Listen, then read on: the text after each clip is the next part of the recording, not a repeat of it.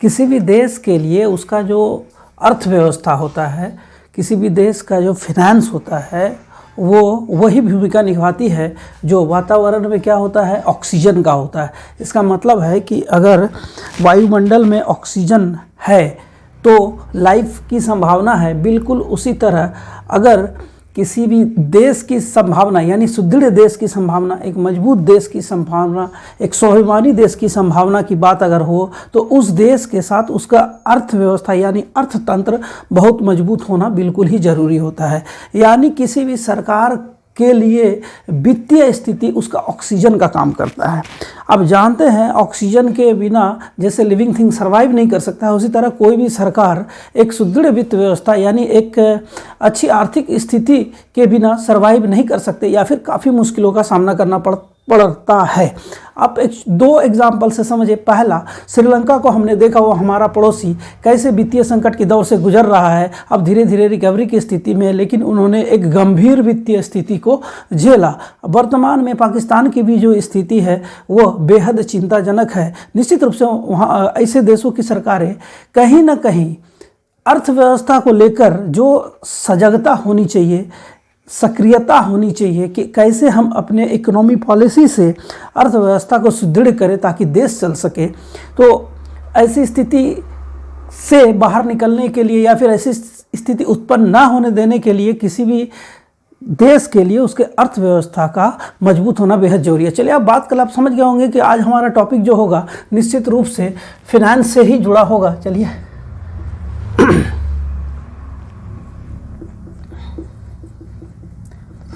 Finance, चलिए finance से जुड़ा होगा, समझ गए होंगे। इसमें क्या है कि हम लोग आज इसमें बात करेंगे, एक ऐसी स्थिति भी आई थी हमारे समक्ष जिससे कि देश को बेहद चिंताजनक दौर से गुजरना पड़ रहा था। तो चलिए उसको देखते हैं आखिर ये क्या स्थिति थी, क्यों ऐसी स्थिति बन पड़ी थी। तो सबसे पहले फिनेंस का मतलब वित्त मंत्रालय की बात होगी आज, विद मिनिस्ट्री ऑफ फाइनेंस, और भारत की बात होगी। हम ना श्रीलंका या पाकिस्तान की बात नहीं करेंगे, हम बात करेंगे भारत के वित्त मंत्रालय से जुड़ी हुई एक ऐसी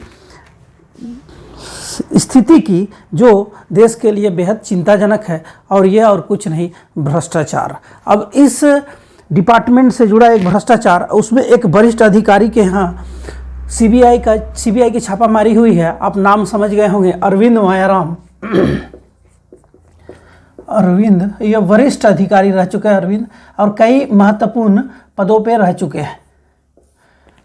अब इनका किस पार्टी से संबंध है उससे हमको लेना देना नहीं है, इनके मदर या फादर किस पार्टी से जुड़े हुए थे, कहाँ कौन सा मंत्रालय संभाल रहे थे, उससे मतलब नहीं है। यहाँ है कि अरविंद मायाराम जो कि भारत के वरिष्ठतम अधिकारी रह चुके थे, उनके ऊपर सीबीआई ने एफआईआर लॉन्च किया है, और उसके कारणों को हम लोग समझने का कोशिश करेंगे। आखिर क्यों ऐसा, ये इसे अत्यंत ही बड़ा घोटाला और ऐसा घोटाला माना जा रहा है जो देश को कमज़ोर करने वाली स्थिति उत्पन्न हो सकती थी। इस घोटाला को अगर सही समय में, अभी तो सही समय नहीं कहा जा सकता, लेकिन सही समय अगर उजागर हो गया होता तो हमारी इकोनॉमी में ग्रोथ जो है और ज़्यादा अच्छा, और हम ऐसे भी वर्ल्ड के 3rd लार्जेस्ट में पहुंचने ही वाले हैं, और ये पहले भी हो सकता था। लेकिन इसके पीछे कई ऐसे कारण थे कि क्यों हमारी अर्थव्यवस्था आगे पूरी तरीके से नहीं बढ़ पा रही थी। उसके पीछे जो एक महत्वपूर्ण कारण आया सामने वह है कि अरविंद मायाराम के यहाँ जब सीबीआई की छापेमारी हुई तो कारण पता चला, इससे पहले कारण का पता नहीं था। कारण क्या था कि हमारे यहाँ जो नोट छपता है, अब जानते हैं हमारे यहाँ जो नोट छपता है, तो प्रिंटिंग प्रेस का काम है ये प्रिंटिंग, इसको समझ लीजिए। तो प्रिंटिंग में क्या है कि नोट में दो तरह का क्या क्या हो गया, एक जो कागजी नोट होता है, कागजी नोट, और दूसरा क्या होगा, सिक्के। अब आप अच्छी तरह से जानते हैं कि कागजी नोट कहाँ कहाँ हमारे यहाँ छपाई होती है, तो आप जानते हैं। चलिए एक बार क्विकली देख लेते हैं। तो नासिक, देवास जानते हैं, नासिक, देवास, मैसूर और कोलकाता। इसी तरह अगर सिक्कों की बात करें तो मुंबई, नोएडा, ठीक है। इसके बाद हैदराबाद और कोलकाता, यहाँ क्या सिक्कों की छपाई होती है। अब क्या है कि कोलकाता, चलिए इसको देख लीजिए। अब क्या होगा कि ये प्रिंटिंग का काम कागजी नोट हो या सिक्का हो, तो इसके लिए जरूरत किसका होगा, तो इसके लिए जरूरत होगा कागज का, मेटल का, कलर का। लेकिन एक टर्म अभी आप सुनेंगे वो है सिक्योरिटी थ्रेड। चलिए यहाँ लिखते हैं सिक्योरिटी थ्रेड। ये सिक्योरिटी थ्रेड क्या होता है, किसी भी नोट में आपको एक पिक्चर दिख रहा होगा, आप उसको गौर करें। किसी भी नोट में क्या होता है कि एक स्ट्रिप होता है, एक मेटल का स्ट्रिप होता है। आप देखेंगे किसी भी नोट में ऐसे dot dot dot dot metal का स्ट्रिप होगा, और ये मेटल का स्ट्रिप क्या होता है, कलर बदलता है। तो ये इसको किसी भी करेंसी के लिए सिक्योरिटी थ्रेड के लिए यूज किया जाता है, क्योंकि जो फेक करेंसी होता है ना, फेक करेंसी में ये चीज़ नहीं देखा जाता है। तो नोट करेंसी को सिक्योरिटी प्रदान करने के लिए सिक्योरिटी थ्रेड यूज किया जाता है। यह सिक्योरिटी थ्रेड मोस्ट इंपॉर्टेंट होता है किसी भी फेक करेंसी को रोकने के लिए। अब सिक्योरिटी थ्रेड जो है, ये इंडिया में जो करेंसी नोट है उसको सिक्योरिटी थ्रेड जो है ये ब्रिटेन की एक कंपनी प्रोवाइड करा रही थी। कंपनी का नाम था डी ला रू। मोस्ट इंपॉर्टेंट है, यह आपका 100% मान के चलिए कि इस टॉपिक से सवाल आएंगे ही आएंगे, चाहे आप कोई भी एग्जाम लिख रहे हैं। डी ला रू ये एक कंपनी है, ये कंपनी ब्रिटिश कंपनी है, ब्रिटिश कंपनी। अब ब्रिटिश कंपनी को ये टेंडर मिला हुआ था किस काम के लिए, तो सिक्योरिटी थ्रेड के लिए। अब ये जो कंपनी है, ये कंपनी भारत में जो करेंसी नोट है उस नोट का जो सिक्योरिटी थ्रेड है वो प्रोवाइड करा रही थी, और ये लंबे समय तक प्रोवाइड करे। ये 2015 तक प्रोवाइड करे, लगभग 10 साल तक ये कंपनी भारत के नोटो करेंसी के लिए सिक्योरिटी थ्रेड प्रोवाइड करा रही थी। और यही कंपनी पाकिस्तान के करेंसी जो छप रहे थे उसके लिए भी वो सिक्योरिटी थ्रेड और जो प्रिंट जिस पेपर पे होता है करेंसी वो पेपर प्रोवाइड कर रहे थे। मतलब डा ली रू कंपनी, जो डा ला रू ब्रिटिश कंपनी इंडिया को सिक्योरिटी थ्रेड प्रोवाइड कर रहे थे, और पाकिस्तान को सिक्योरिटी थ्रेड एंड वो जो नोट जिसमें प्रिंट होता है वो पेपर भी प्रोवाइड करा रहे थे। लेकिन इंडिया तो अपना पेपर बना लेता है, इसलिए इंडिया वो पेपर नहीं मंगाती थी। तो अब आप समझिए कि भारत में फेक करेंसी का सबसे बड़ा सोर्स पाकिस्तान है। कोई इफ बट नहीं है, हर कोई इस बात को एक्सेप्ट करता है, पाकिस्तान है। और पाकिस्तान में वही करेंसी सिक्योरिटी थ्रेड प्रोवाइड कर रही है जो करेंसी इंडिया को सिक्योरिटी थ्रेड प्रोवाइड करा रही थी। तो अब कितने आसानी से उसी कंपनी से एग्रीमेंट कर पाकिस्तान भारत में फेक करेंसी लगातार प्रोवाइड कराई जा रही थी, जिससे हमारा अर्थव्यवस्था जो है निश्चित रूप से कमज़ोर हो रहा था। इसमें कहीं कोई दो मत नहीं है। अब नोटबंदी वाला जो मामला आता है, नोटबंदी वाले मामले में एक बहुत बड़ा कारण इसको भी अब माना जाने लगा है। अभी इसकी पुष्टि, आधिकारिक पुष्टि होनी बाकी है, और निश्चित रूप से जहां तक प्रतीत हो रहा है कि ये सिक्योरिटी थ्रेड वाला इशू जो था, जिसके कारण पाकिस्तान आसानी से फेक करेंसी इंडिया में प्रोवाइड करा रही थी, वो फेक करेंसी को रोकने के लिए इंडिया में पहली बात जो ये डी ला रू कंपनी है इसके साथ जो कॉन्ट्रैक्ट था उसको रद्द किया गया, और दूसरी बात जो करेंसी प्रिंटिंग है उसमें नए नोट आ गए और प्रिंटिंग से उस कंपनी को बाहर कर दिया गया। तो अभी निश्चित रूप से पाकिस्तान जो आसानी से फेक करेंसी हम तक पहुंचा रही थी वो नहीं पहुंचा पा रही है। एक बहुत ही इंपॉर्टेंट बात है और ये इंपॉर्टेंट डिसीजन है। अब इस समय क्या हुआ कि जब ये FIR लॉन्च हो गया, जब अरविंद मायाराम वरिष्ठतम भारतीय अधिकारी जिन्होंने कि वित्त मंत्रालय में बड़े बड़े पद, इवन वो वित्त सचिव भी रह चुके हैं, तो उनके ऊपर ये जिम्मेदारी थी। इसलिए उनके ऊपर जब CBI की छापेमारी हुई, रेड हुई, तो बहुत सारे कागजात वगैरह जब्त हुए। धीरे धीरे ये मामला बहुत आसानी से ख़त्म होता नहीं दिख रहा है। इसीलिए नहीं दिख रहा है कि जहां अभी तक जो प्रारंभिक अनुमान है उसके तहत ये माना जा रहा है कि ये जो सिक्योरिटी थ्रेड वाली जो कंपनी है डी ला रू, इसके कारण भारत में लगभग 1688 करोड़ के धोखाधड़ी का, फ्रॉड का संभावना जताया जा रहा है, जिसके साक्ष्य जुटाए जा रहे हैं। ये राशि कम नहीं है, ये है 1688 करोड़। देखिए एक और घोटाला उजागर हो गया। किस पार्टी, किस अधिकारी, इससे मतलब नहीं है, मतलब है देश को नुकसान। देश को फ्रॉड की संभावना कितना, 1688 करोड़। अब आप देखिए इसमें अभी तो सबसे पहले सीबीआई ने छापेमारी शुरू की, एफआईआर भी लॉन्च हुआ है, ये पहली एजेंसी सीबीआई। अब दूसरी बात क्या है कि चूंकि ये अब गौर करें, ये फेक करेंसी वाली मामला है, इसमें ये भी पता चल रहा है कि ये दूसरा एजेंसी का बात अभी करेंगे हम लोग, ये पता चल रहा है कि ये जो डीलिंग हो रही थी ये डी ला रू कंपनी के साथ भारत सरकार के वित्त मंत्रालय के बीच, इसके साथ और ट्विस्ट है। ट्विस्ट क्या है कि इस डीलिंग को कराने में जिसने महत्वपूर्ण भूमिका निभाई थी, एक नाम उभर कर सामने आया है, अनिल रघुवीर। अनिल रघुवीर जिसके अकाउंट में कंपनी द्वारा अलग से कुछ पैसे लगातार दिए जा रहे थे। तो ये संभावना बन रही थी कि कहीं ये मनी लॉन्ड्रिंग का मामला तो नहीं है, और जब मनी लॉन्ड्रिंग की मामले की बात आएगी तो कौन एक्टिव होगा, इंफॉर्मेशन डायरेक्टोरेट यानी प्रवर्तन निदेशालय। अब तीसरे एजेंसी की बात कर लें। अब आप देखिए, आप किसी भी राजनीतिक दल के लोगों से बात करेंगे तो क्या बोलेगा, ये जान सुनकर हो रहा है। अब सीबीआई आई, ईडी आई, एनआईए आएगा, आता ऐसे नहीं है।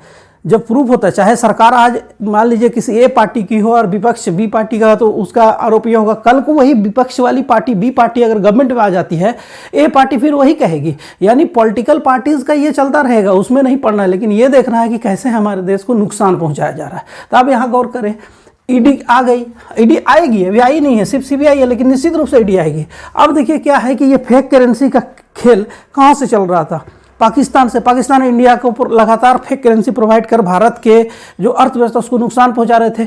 जो मोस्ट इंपॉर्टेंट है कि पाकिस्तान ऐसे भी गतिविधियों को तो निश्चित रूप से अपने फेक करेंसी से सपोर्ट कर रहा होगा जो देश को नुकसान पहुंचाना चाहता है, देश के सिक्योरिटी के लिए थ्रेड है। देश के सिक्योरिटी के लिए थ्रेड अगर है तो आतंकवादी, पाकिस्तान द्वारा प्रोवाइडेड या बढ़ावा दिए गए आतंकवाद। तो उसके कारण क्या होगा कि नेशनल सिक्योरिटी एजेंसी जो है वो भी तो निश्चित रूप से आगे आएगी, निश्चित रूप से उसकी भूमिका होगी कि नेशनल सिक्योरिटी एजेंसी जो है वो भी आगे आएगी। तो इस तरह क्या होगा कि सिक्योरिटी एजेंसी जो भी होगी, जो नेशनल सिक्योरिटी एजेंसी होगी वो भी आगे आएगी, तो उसकी भूमिका आ गई इसमें। तो एनआईए अब तो सीधे सीधे हो रहा है ना कि देखिए ये सारी एजेंसियां आएगी, निश्चित रूप से आएगी, क्योंकि इसमें सब कुछ संभावना दिख रहा है कि ऐसी ऐसी बात है। अब देखिए ये जो डी ला रू है, ये कंपनी जो है, ये कंपनी भारत सरकार से एग्रीमेंट कर लेती है, लेकिन वो जो सिक्योरिटी थ्रेड बना रही है ना, जिसके लिए पेटेंट के लिए उन्होंने डाला हुआ था, ये हमें 2005 से प्रोवाइड करा रही है सिक्योरिटी थ्रेड, और इसे पेटेंट मिलता है, यानी इसको एक अधिकार, विशेषाधिकार मिलता है कि सिक्योरिटी थ्रेड इसी कंपनी का ऐसा ही होना चाहिए। और वो एक अपना स्टैंडर्ड को लेकर पेटेंट करवाती है 2011 में, यानी 2005 से लेकर 2011 के बीच तो वो कंपनी ऑथराइज ही नहीं थी ये काम करने के लिए, लेकिन वो भारत में करेंसी नोट छाप रही थी। तो ये भी बहुत बड़ा घोटाला है, बहुत कुछ कहानी है इसके पीछे।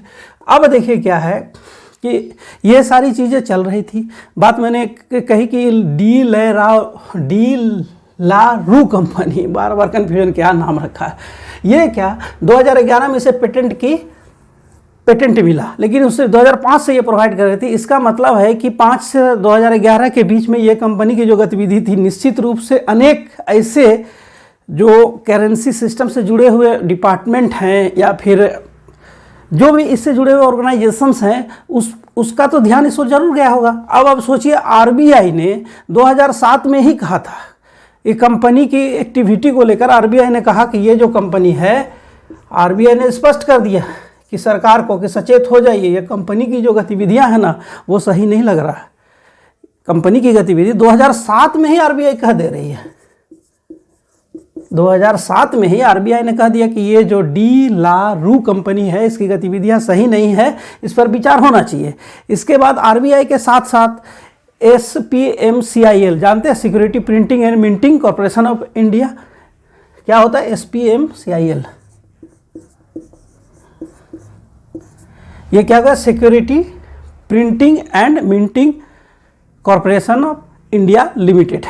इसको लिख दे क्या, अच्छा लिख देते, चलिए, security printing and minting corporation of India limited. RBI के साथ साथ इस कंपनी ने भी साथ में कहा कि नहीं, ये जो डी ला रू कंपनी है इसकी एक्टिविटी सही नहीं है, इसलिए सचेत हो जाना चाहिए। लेकिन उस समय ऐसी स्थिति नहीं हुई। आपको जानकर ये भी आश्चर्य होगा कि ये डी ला रू कंपनी जो है, इसे एक समय वित्त मंत्रालय ने ब्लैक लिस्ट में डाल दिया, गृह मंत्रालय ने ब्लैक लिस्ट में डाल दिया था। लेकिन इसके बावजूद फिर से इसको क्या हुआ कि इसको ब्लैक लिस्ट से हटाया गया और पुनः क्या हुआ कि इसके साथ ये एग्रीमेंट किया गया, वित्त मंत्रालय ने इसका एग्रीमेंट किया। अब देखिए यहाँ पिछले वित्त मंत्री ने नोटबंदी को कई एंगल से सुप्रीम कोर्ट में रखने का प्रयास किया। सुप्रीम कोर्ट ने इस पर अपना डिसीजन दिया, 5 जजों का संवैधानिक पीठ ने डिसीजन दिया। आप इसको देख सकते हैं, आपको आई बटन दे रहे हैं, इसमें आप देख लेंगे कि नोटबंदी का असली सच क्या था। अब तो एक और चैप्टर उभर कर सामने आ गया। नोटबंदी का असली सच में से एक चेहरा तो ये भी आ रहा है कि कहीं जो फेक करेंसी बहुत ज़्यादा मात्रा में भारत में आ चुका था, क्या कहीं उस फेक करेंसी को रोकने के लिए ही तो 2016 में ये नोटबंदी का कदम नहीं उठाया था। क्योंकि 2015 तक यही कंपनी जो कि पाकिस्तान को भी सिक्योरिटी थ्रेट प्रोवाइड करती थी, वो फेक करेंसी बहुत तेज़ी से बनाकर भारत में ला रही थी, भारत तक पहुंच रही थी। तो ये भी एक कारण दिख रहा है। अब इसमें क्या है कि चलिए अब देख लेते हैं कि जो करेंसी वाली बात आती है, तो करेंसी प्रिंटिंग का जो है ये बहुत ही सिक्योर तरीका होता है। इसमें लीक होना, छेद होना, कहीं से मतलब इसकी जानकारी को हासिल कर लेना या फिर इसके तकनीक को चोरी कर उसी तरह की करेंसी को छाप लेना बहुत बड़ा अपराध है। ये किसी भी देश के साथ धोखा है। इसीलिए तो कहा जाता है कि ये करेंसी क्या होता है, करेंसी अर्थव्यवस्था का आधार। इंडिया में जो रुपीज़ करेंसी है हमारा, वो हमारा अर्थव्यवस्था का आधार है। और अर्थव्यवस्था क्या होता है, बिल्कुल वही होता है जो वातावरण में ऑक्सीजन है। जैसे ऑक्सीजन है वैसे किसी सरकार के लिए अर्थव्यवस्था होता है। अगर अर्थव्यवस्था सही नहीं हो तो इसका एग्जाम्पल आप थोड़ा सा इधर उधर करें, आपको दिख जाएगा श्रीलंका की कुछ पहले की स्थिति और अभी जो पाकिस्तान की स्थिति है। तो ये वित्त मंत्रालय का अधीन है और एक वरिष्ठतम अधिकारी इसमें वरिष्ठतम अधिकारी के यहाँ ही छापामारी है, उसी से ये बातें सामने आई है। तो किसी भी पॉलिटिकल सोच से बाहर निकलिए और फैक्ट को समझने का कोशिश कीजिए। एक्चुअली क्या होता है ना कि ऐसे टॉपिक में क्या होता है कि जहां हम पॉलिटिकली सोचने लगेंगे ना तो फिर मामला समझ में नहीं आएगा कि नहीं ये जान सुनकर हो रहा है, क्या हो रहा है, नहीं हो रहा है, सच है गलत है, सच है या गलत है, क्या है नहीं है। ये जिम्मेदारी सीबीआई, ईडी, एनआईए को करना है और अंततः इसको कोर्ट में जाना है, हाई कोर्ट में जाना है, सुप्रीम कोर्ट में जाना है। और हाई कोर्ट या सुप्रीम कोर्ट में केवल तथ्य चलते हैं। इसीलिए किसी भी पार्टी पॉलिटिक्स या फिर किसी भी पार्टी की सोच से ग्रसित होकर इस तरह की चीज़ों को समझने का कोशिश ही नहीं करना चाहिए। रिक्वेस्ट है मेरा, अगर आप किसी भी पार्टी के और सॉफ्ट कॉर्नर रहेगा और अगर आप सोचेंगे तो समझ में नहीं आएगी टॉपिक। हमको ये इस टॉपिक को समझना इसीलिए है कि ये मोस्ट इंपॉर्टेंट है। इसमें देश की अर्थव्यवस्था को काफ़ी नुकसान पहुँच रही थी और एग्जामिनेशन पॉइंट ऑफ व्यू से इंपॉर्टेंट है। आप अगर सिविल्स में कहीं भी मेंस अटेम्प्ट करने जा रहे हैं तो आप निश्चित रूप से मानकर चलिए कि इस टॉपिक में आपको सवाल मिलेंगे। प्रीलिम्स में भी मिलेंगे, प्रीलिम्स में तो किसी भी एग्जाम में मिल सकते हैं, लेकिन मेंस में ज़रूर मिलेंगे। इसमें क्या है कि अब जैसे वित्त मंत्रालय क्या होगा, फिनेंस मिनिस्ट्री। चलिए इसको थोड़ा सा देख लेते हैं, मिटाना पड़ेगा क्या, नहीं यही लिख देते हैं। अब जानते हैं कि चलिए जब इसकी को कर रहे हैं तो थोड़ा सा देख लेते हैं कि फिनेंस मिनिस्ट्री जो है तो इसमें कितना डिपार्टमेंट है जानते हैं, 5 डिपार्टमेंट है। इकोनॉमिक अफेयर्स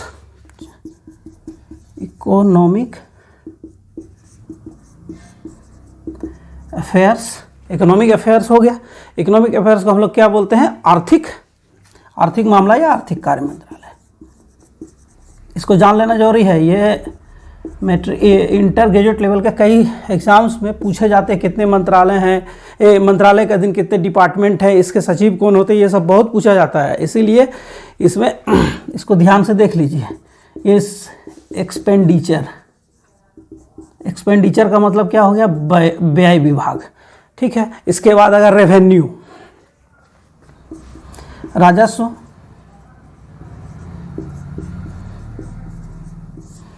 विभाग हो गया। फिर हो गया फिनेंशियल सर्विस, वित्तीय सेवा।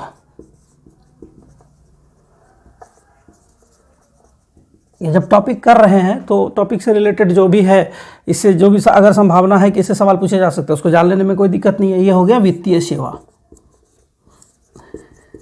और एक नया डिपार्टमेंट इसमें जो विनिवेश का था, उस डिपार्टमेंट का नाम बदल कर क्या हो गया, दीपम। ये तो समझ ही गए, कितना बार एग्जाम में आपका पूछा भी जा चुका है और फिर पूछा जाएगा, इसमें कहीं कोई दो मत नहीं है। डीपम क्या होता है? डीपम का मतलब होता है department of investment and public asset management. Department of investment and public assets management. ये वित्त मंत्रालय के अधीन कितने विभाग हो गए? वित्त, जान लीजिए, इसको भी इंपॉर्टेंट है। वित्त मंत्रालय, वित्त मंत्रालय का इकोनॉमिक्स अफेयर, आर्थिक मामले क्या हो गया? 2 नंबर में क्या हो गया? व्यय विभाग। 3 नंबर में क्या हो गया? रेवेन्यू, राजस्व विभाग। 4 नंबर में क्या हो गया? फाइनेंशियल सर्विस, वित्तीय सेवा विभाग। और 5 नंबर में क्या हो गया? दीपम। दीपम क्या हो गया? Department of investment and public assets management. ये हो गया क्या कि वित्त मंत्रालय के जो अलग अलग विभाग हैं। ये एक इंपॉर्टेंट टॉपिक था और इसको जान लेना जरूरी था। ये करेंट टॉपिक है और इससे जुड़े हुए चीज़ों को जो हमने अभी इसमें देखा उसमें क्या था कि सिक्योरिटी थ्रेट से जुड़ा हुआ मामला। अच्छा, मैं एक बात बता दूं, अच्छा क्या आप जानते हैं कि जो करेंसी नोट्स में, करेंसी नोट हमारे यहाँ जो होता है इसके कई स्टेप होते हैं। स्टेप नंबर 1 क्या हो गया? अब आप अभी आपने देखा क्या वो सिक्योरिटी थ्रेड। ये सिक्योरिटी थ्रेड, सिक्योरिटी थ्रेड क्या होता है? तो सिक्योरिटी थ्रेड होता है डॉट डॉट डॉट डॉट, जैसा आप नोट में देखते हैं, जिसे आप पहचानते हैं कि ये असली है नहीं है। हर कोई आप देखेंगे किसी के हाथ में आप नोट देंगे तो वो नोट को ऊपर उठाकर देखता है। ऊपर उठाकर उसे दिखता कुछ नहीं है। एक बात तो समझिए कि ऐसे नोट उठाकर देखने वाला कुछ समझ नहीं सकता, कोई नहीं समझ सकता। उसमें क्या समझना है? बस यही देखना है कि वो जो सिक्योरिटी थ्रेड है वो देखेंगे कलर बदलेंगे। जनरली वो ब्लू से रेड, रेड से ब्लू होता है, जो हम लोग का सिक्योरिटी थ्रेड होता है। अब आप आज के बाद गौर करें नोट को देखकर, आपको समझ में आ जाएगा। 2 नंबर, इसमें क्या होता है? जिस पेपर में प्रिंट होता है, करेंसी नोट का जो पेपर होता है ना, पेपर जो नोट के लिए जरूरी है, वो ये हमारा इंडिया में ही बनता है, ठीक है। होशंगाबाद जानते हैं इसको। तो इसमें क्या हो गया कि पेपर, वो पेपर क्या होता है करेंसी नोट के लिए जरूरी होगा? सिक्योरिटी थ्रेड, जो डॉट डॉट डॉट डॉट वाला स्ट्रिप, मेटेलिक स्ट्रिप पेपर हो गया। 3 नंबर होता है कलर, जिस कलर से नोट बना होता, कलर्स। अब जानते हैं नोट में जो कलर यूज होता है ना, वो कलर इंडिया का नहीं है, वो कलर आता है स्विट्जरलैंड से। वो कलर हमारे तक पहुंचता है स्विट्जरलैंड से। तो ऐसे जो नोट की छपाई होती है, करेंसी की छपाई होती है, वो एक सिस्टमेटिक तरीका है और उसी तरीके से नोट्स की छपाई होती है। इसके बावजूद फेक करेंसी हमारे यहाँ समस्या बनकर उभरता है। उसके कई कारणों में से एक कारण तो आज समझ में आ गया हम लोग को कि कितनी आसानी से एक कंपनी डीलारू भारत के कुछ लोगों के साथ साठगांठ कर भारत में भी करेंसी नोट से जुड़े हुए सिक्योरिटी थ्रेड प्रोवाइड कर रही थी। वहीं पाकिस्तान को वो न केवल सिक्योरिटी थ्रेड बल्कि उसे पेपर भी प्रोवाइड कर रही थी, जिसके कारण पाकिस्तान आसानी से फेक करेंसी प्रिंट कर रहा था और हम तक पहुंचा रहा था। ये टोटल घोटाले की अगर बात करें, जो अभी पूर्वानुमान है, ये 1688 करोड़ का घोटाला है। CBI में FIR लॉन्च हो चुका है और जाँच शुरू हो गई, छापेमारी भी हो गई है। लेकिन निश्चित रूप से इसमें ED और NIA की भी भूमिका आएगी, क्योंकि मनी लॉन्ड्रिंग भी इसमें आएगा। और चूंकि फेक करेंसी पाकिस्तान द्वारा इंडिया में भेजकर आतंकवाद को बढ़ावा दिया गया या माओवाद को बढ़ावा दिया गया, फिर ऐसे देश के दुश्मनों के हाथों में पैसा पहुंचाया गया, फेक करेंसी पहुंचाया गया, तो निश्चित रूप से हमारे लिए सिक्योरिटी थ्रेट था। तो ये सिक्योरिटी थ्रेट के लिए NIA, नेशनल इन्वेस्टिगेशन एजेंसी भी एक्टिव होगी। यानी आने वाले समय में इससे जुड़े हुए आप कई समाचार आपको देखने को मिलेंगे, सुनने को मिलेंगे। ये भारत के लिए निश्चित रूप से चिंता का विषय था, लेकिन नोटबंदी ने इस समस्या के पर जो प्रभाव होने चाहिए उस प्रभाव को निश्चित रूप से कम किया है। इसीलिए हो ना हो आने वाले समय में शायद आपको पता चले कि नोटबंदी के कई कारणों में से जो सबसे महत्वपूर्ण कारण था, वो कारण था कि सरकार को ये पता चल चुकी थी कि बहुत ही आसानी से फेक करेंसी पाकिस्तान द्वारा बनाकर भारत में पहुंचाई जा रही है, जिससे भारत की अर्थव्यवस्था को नुकसान पहुंच रही है। ये करंट टॉपिक और करंट टॉपिक है जिसमें आपने इस क्लास में देखा कि कैसे इसके पीछे की सारी कहानी हुई, कैसे एक कंपनी आगे आकर भारत और पाकिस्तान दोनों से समझौता करती है और फिर करेंसी नोट के क्षेत्र में, ये फेक करेंसी के क्षेत्र में क्या क्या स्थिति उत्पन्न हो चुकी थी, जिस पर अभी काउंटर किया जा चुका है। फाइनली अगर क्लास अच्छा लगा हो, सेशन अच्छा लगा हो, लाइक शेयर और कमेंट करें और कमेंट निश्चित रूप से करें। अगर आपको लगता है कि इसमें इम्प्रूवमेंट की ज़रूरत है या फिर कोई ऐसा डेटा जो आपको गलत लगा, कोई ऐसी बात जो आपको गलत लगा, तो आप कमेंट कर ज़रूर बताएं। डेफिनेटली मैं रिस्पॉन्स दूंगा। Please like, share and comment.